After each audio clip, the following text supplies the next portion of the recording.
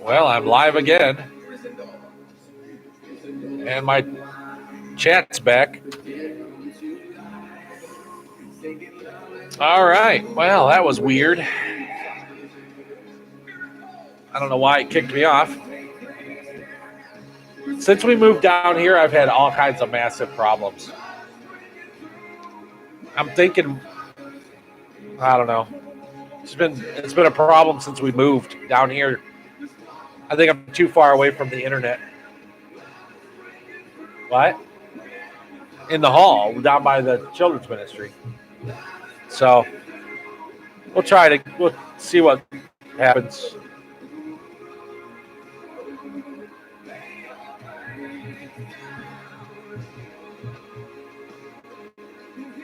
Was Athena out there?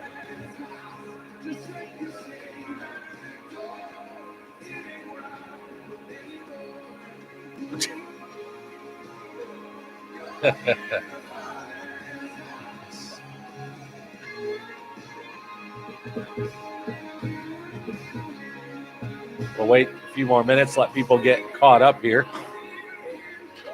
Everyone wave to Cam. No. She's live. No way. Yes.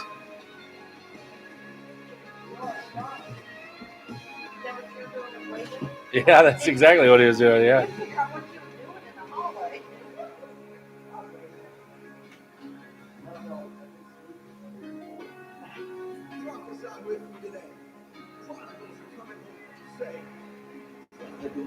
So we'll hopefully keep our connection going. I think we're going to have to change locations next week. I think we're going to have to go, well, we're going to have to anyways because they're going to have the rummage sale stuff in here. But, yeah, I think we could go back to the hallway, but I think we can also meet in my office. There's tables in there and other things. I think we could probably pull it off in my office. If I can get my office and everyone can comfortably sit and I can just do it there. So, I don't know. Well, I'm just too far from the internet here and it's shaky and creating all kinds of problems. So, here comes Athena. Wave to everyone, Athena, you're live. She loves being on YouTube live. That's her favorite thing in the whole world. Is being on YouTube live. She's a celebrity. She's just trying to get attention. That's awesome. All right. So just to give you an update on some things that are going on, I have food that I need to find a home for. Let me explain my little situation. We have a couple different organizations that we partner with. And while we were getting the dry goods, it was fine to partner with them. They were taking a lot of dry goods, so we just had some we could store for our food giveaway. But now we are at a situation where we're getting fresh stuff again. So we've got boxes of milk and other things like that. They got milk, dairy, hot dogs, chicken patties, yogurt, vanilla yogurt, and sour cream, cheese, potatoes, very big onions. Apples, and they're boxes like we used to get before we started getting just the boxes of canned good stuff. And so I don't know how long it's going to last, but I know that I have filled all the refrigerators and freezers with stuff, and I have about 40 boxes left over that I have got to find a home for. Now I'm going to put them outside tonight because I know Lori put it on a Facebook site, and we already had one person stop by and get a couple. So I'm going to put it outside tonight because it's going to be cold. But if you want, it's good milk, 2% milk, and there's all kinds of good stuff there. If you could help me out by finding a home for it, that would be really appreciated. And because we won't be able to do it next week at all unless we get rid of all the stuff we have this week. And so the freezers and everything, like I said, everything's full, which is a good problem to have. When other people are struggling and other things, we've got plenty to give away. So find some people to give away to. Come get those boxes and help them out. So we're hoping that maybe you can be part of that and help out. And if you can help with that, like I said, we'll be there all day moving stuff. We're only going to take half of the Kids Closet Garage, and then we'll see where we're at on Sunday. It wasn't that she was doing worse or anything like that. It was just that she was not able to get enough strength to get up on her own. And so they could not get her up to her feet. And so because of that, it is not an ideal situation for her to be in a place where there's multiple people who cannot help her physically. And so they took her to the hospital, and that begins the process, hopefully, where Joan can get into another rehab facility that will actually work with her and get some of that strength back up so that she can get up on her own and other things like that to make it easier to come out of rehab. So we're praying for that. I haven't heard anything since that, but because it wasn't an urgent situation, in other words, she wasn't failing health-wise, just strength-wise, which we've been praying for, and we continue to pray that Joan gets her strength up. And so we'll continue to do that. And if you could come out and help in any way over the next couple of days, they're going to be doing rummage sale stuff, and you can help with that and help with the food. So I think I've touched almost everything. Sunday services are all set up for what we're going to be doing, and back to Ephesians chapter 5. And we're going to be going through that chapter on Sunday, and hopefully you'll all come out and join us for that. I know it's been an interesting week as we are continually, we've been in COVID for now a year and a half, and it's been, it's been very heavy on me trying to build a church in this community with people not coming and all this other stuff. And so it's time to come back. It's time to, how to handle everything safely now. And so I'm encouraging everyone to come back and be part of this. We need to rebuild the church. We aren't just here for ourselves. We're here for other people. And we need to move on that so that other people will come and find a church. And our church will be here to receive them. Have the confidence that you can come out and be safe. And so it's time to build this church in this community where churches are falling apart and failing. Some church somewhere has to rise up and be a leader in rebuilding what has tore down. So if you're just sitting at home, no longer coming to church, you need to really seriously think about coming out and being faithful and a faithful part of rebuilding this church. And if you can do that, you'll be part of something I think that's going to be unique as we move forward. As that is part of the Defending Your Faith series. Why we started this whole thing was we wanted everyone to learn how to defend their faith, but know their faith so well that it encourages them to live out their faith. We did I was part of a funeral today that was refreshing to have people once again, serving the Lord, and through all of this, and the believing in the God who you believe in, and actually learning how to represent that God. And it was nice and refreshing. And it reminded me how important it is that we are part of Bible studies and studying the Bible, and how important it is we actually know what we believe. Not just guessing, not just saying, well, is there a God? Well, yeah, there's a God. I choose to follow the God of the Bible. And, but to actually, it's yours, to own it, to be part of it, and to understand it. So that's why we picked this series, and that's why we're doing this. That's why we're going to be starting one at our house and some other things.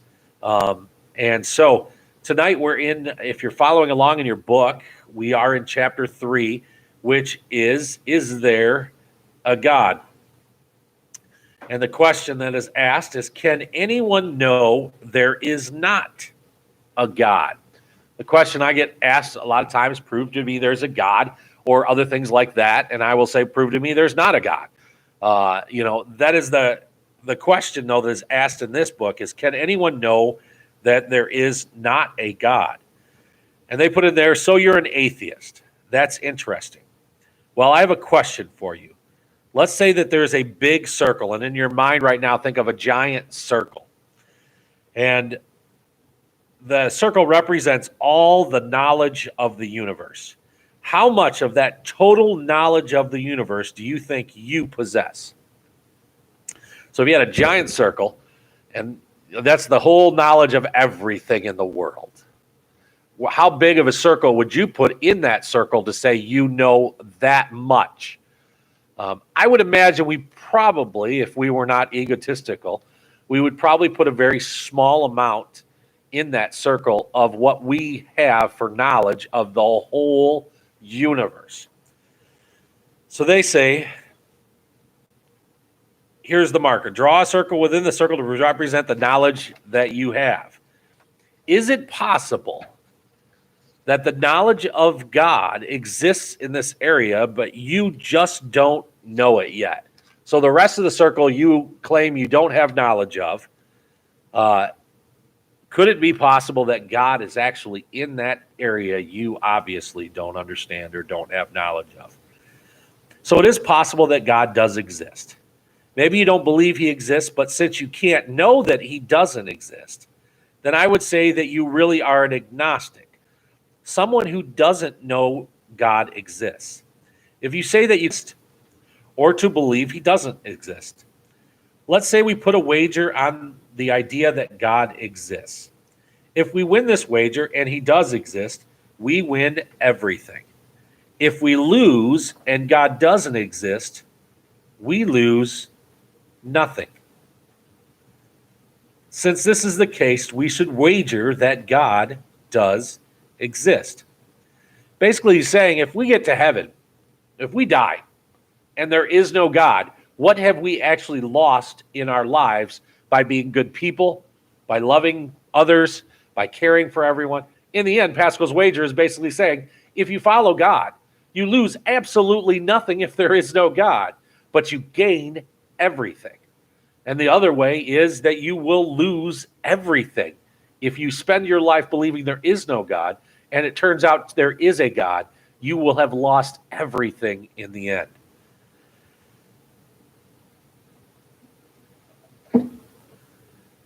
But there is a lot of evidence for the existence of God. I want to show you some of that to you now. After I have shared this with you, I would like you to reconsider Pascal's wager. I think you will have seen enough evidence for God to believe that it is too risky to not believe in him. Even if there were only a 20% chance that God exists, that would still be too risky. I'm pretty sure that you would not get on a plane if you knew there was a 20% chance that it would go down. So here is the evidence for the existence of God. Let's look at some of the arguments for the existence of God. First, there is the cosmological argument. The cosmological argument. It begins with the idea that everything must have an adequate explanation. For example, let's say that you came in here today and saw a big gorilla sitting on the front row eating a bowl of cornflakes. You would not just think that it popped out of nothing. You would wonder where it came from, how it got here. You would need an explanation. Everything must have an adequate explanation, including the universe as a whole. The word cosmological comes from cosmos, which means world. The cosmological argument demands an adequate explanation for the existence of the world or universe. The argument says that, number one, the universe could not have come from nothing. Existed as it is. The universe could not have, number three, the universe could not have come from impersonal matter or energy. Therefore, it must have been created by a personal, external, self-existent being. This is the only explanation that makes sense, since the other options are not valid. Let's discuss further the possible explanations for the universe. I will show you why the non-theistic explanations are not valid. The universe could not have come from nothing. Why do we state that it is unreasonable to say that the universe came from nothing? Well, think about it. How could nothing produce something? Nothing would have to be something already in order to produce something else.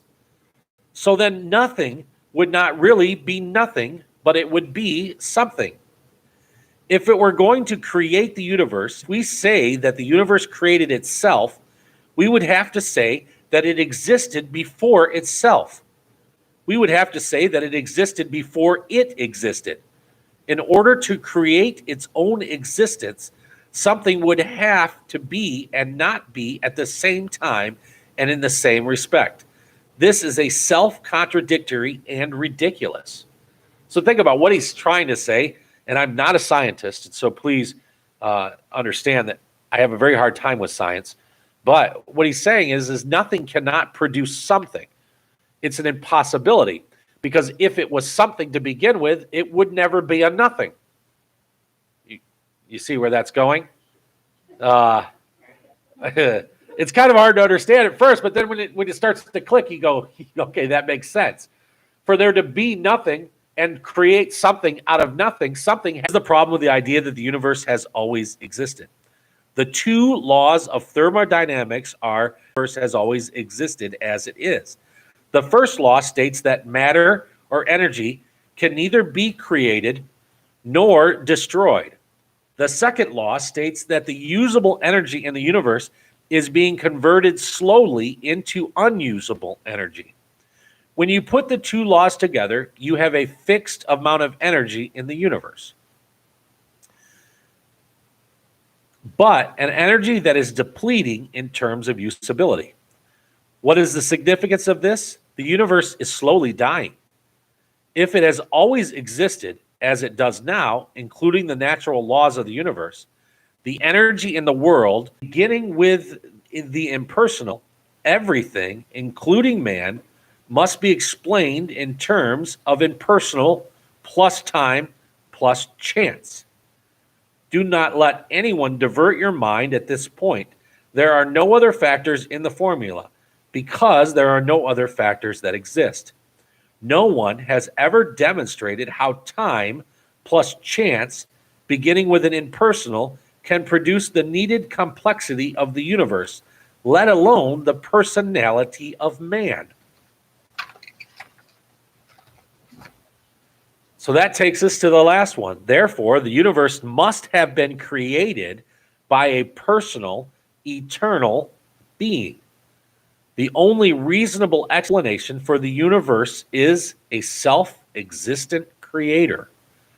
This is the cosmological argument for God's existence. One aspect of the cosmological argument is so significant that it has its own name, the teleological argument. The word teleological comes from telos, which means end or goal. It has to do with purpose or design.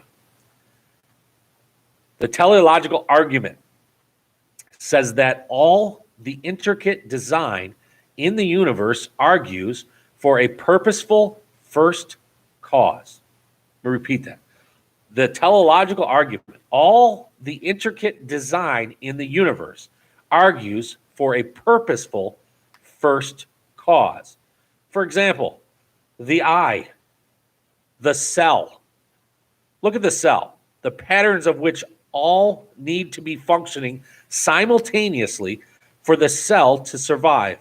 If evolution occurred, these cell parts must have appeared spontaneously